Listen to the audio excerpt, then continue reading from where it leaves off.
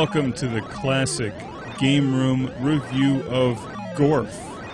It sounds like a silly name, but it's not. GORF stands for Galactic Orbiting Robot Force. And I'm glad that they have an acronym for that, GORF, because if you're fighting the Galactic Orbiting Robot Force, Galactic Orbiting Robot Force, that has 9 syllables. You can't just shout that out in the middle of combat.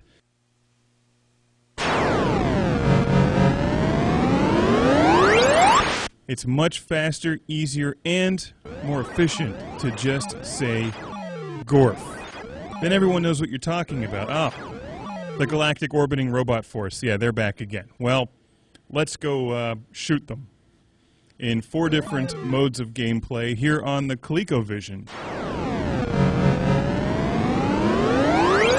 Sadly, I never owned a Colecovision in my youth. I was strictly an Atari 2600 guy. Well, by guy I mean like 8 years old, without the disposable income to run out and buy a Colecovision. It was not until recently, while producing Classic Game Room, that I was finally able to acquire a Colecovision, and wow, it's amazing. The Colecovision was released to the United States market in 1982. GORF came out in the arcades in 1981. And amazingly, I never actually played the game in the arcades. I'd always heard about GORF.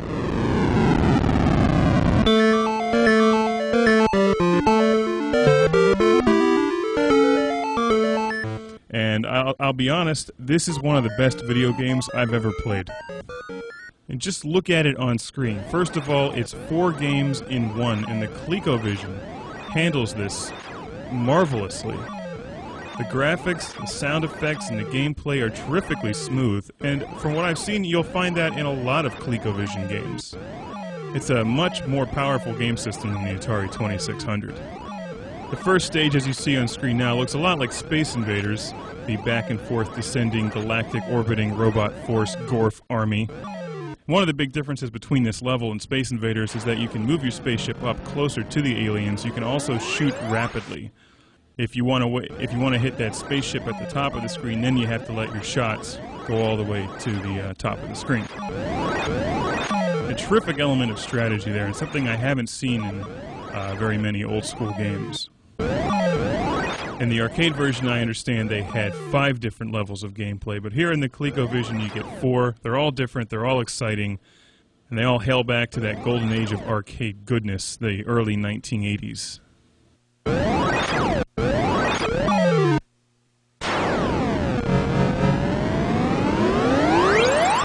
then you get to the Space Warp, which looks fantastic for a game of this age.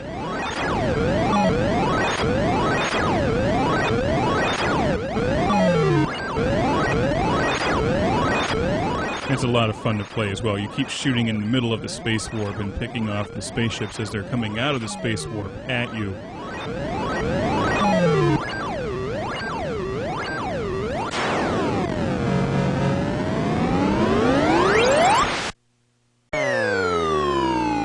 Finally, you get to the flagship, which is like blowing up the Battlestar Galactica with an X-Wing fighter. Always a nice feeling. After you complete each level, each round of 4 different missions, you are then promoted. I'm now a Space Colonel. You start over at Astro Battle once again, and the gameplay increases in speed. It gets very challenging.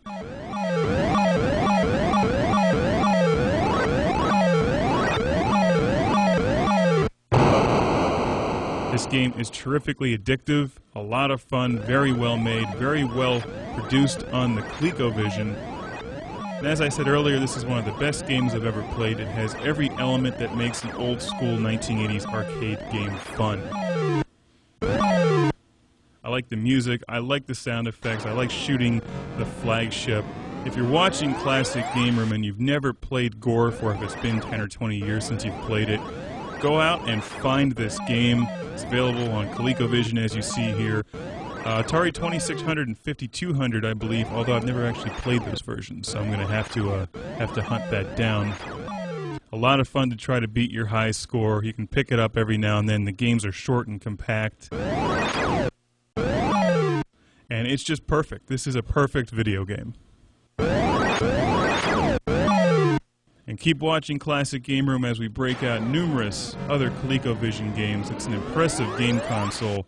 There's only a few game consoles we're missing here on Classic Game Room now. We don't have an Intellivision as of yet, an Atari 5200, Atari Jaguar. A couple people have asked for ZX Spectrum reviews, which I don't even think they released that in the United States, so I don't have one of those yet. Yeah, the Bally Astrocade, missing that one.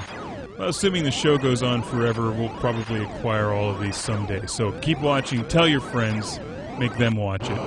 And if they don't, drag them kicking and screaming over to your place and force them to play GORF until they understand.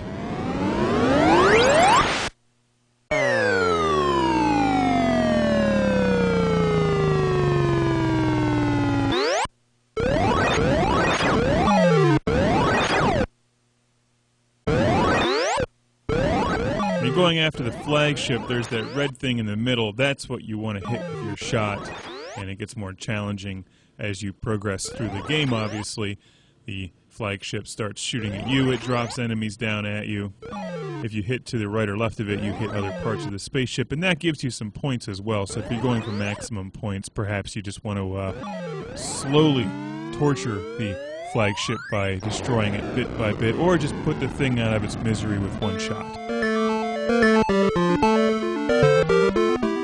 I'm now promoted to Space General, a rank I will proudly display by wearing it a name tag, and I'll write Space General in crayon.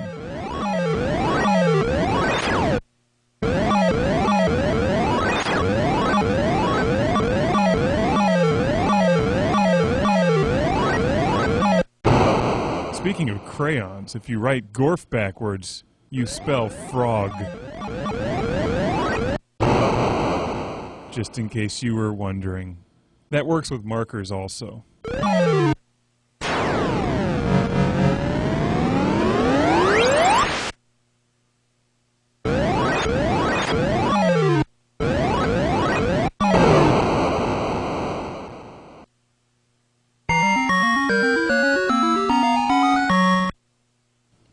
Don't forget that for the price of one brand new video game, you can buy an entire Colecovision, controllers, probably a couple games including GORF.